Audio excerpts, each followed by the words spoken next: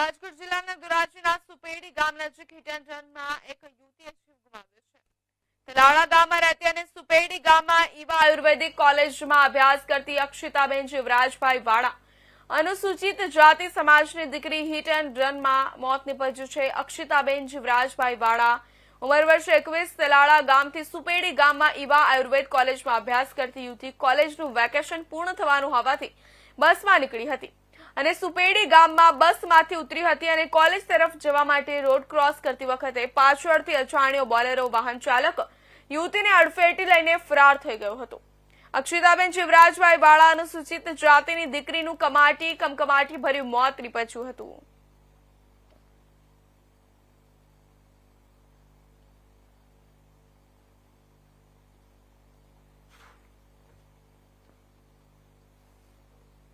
જસદણના ઘેલા